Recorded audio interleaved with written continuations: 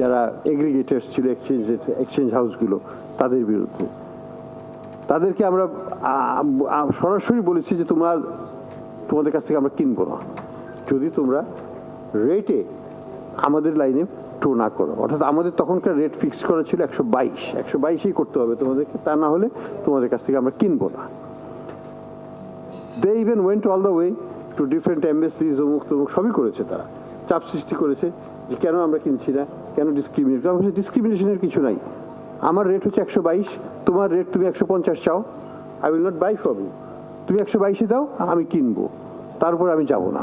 এখানে তো it's my choice not to buy and your choice not to sell. তুমি ধরে থাকো ডলার, আমার কোনো অসুবিধা নেই, কয়দিন ধরবা।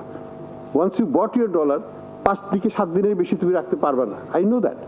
So you have to toe the line, and basically they toed the line.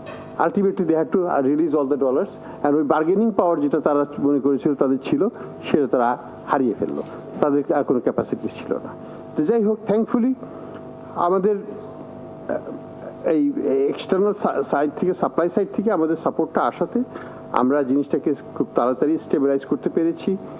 আমাদের ব্যালেন্স অফ পেমেন্টের কথাই যদি ধরি, আমাদের ইম্পোর্ট তো কমে নাই, একটু বেড়েছে, হয়তো অতখানি বাড়ে নাই, কিন্তু এটা বুঝতে হবে বর্তমানে যে ইম্পোর্ট লেভেল, অর্থাৎ আমি প্রায় 5.5 বিলিয়ন করে পার মান্থ, তাতে 65 বিলিয়ন করে আমি ইম্পোর্ট করছি। তাতে কি ইম্পোর্ট কম হচ্ছে?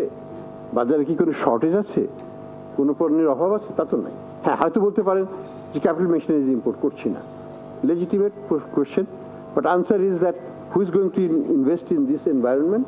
আমাকে তো স্টেবিলিটিটা আনতে হবে। আমার স্টেবিলিটি আর আর্থিক খাতে কেবল এসেছে, রাজনৈতিক খাতে তো এখনো আসে নাই, সিকিউরিটি সিচুয়েশনও তো এখনো আনস্টেবল। সব কিছু মিলিয়ে এখনই কেউ বিনিয়োগে ঝাঁপিয়ে পড়বে, এই প্রত্যাশা যদি কারো থাকে, আমি বলবো সেটা কাল্পনিক। কাজে আমাকে বাস্তবসম্মত হতে হবে। আমি যেটা বলবো যে বিনিয়োগ। দর্শক, কথা বলছিলেন বাংলাদেশ ব্যাংকের governor doctor Hasan H Mansur. আমরা যুক্ত ছিলাম তার বক্তব্যে।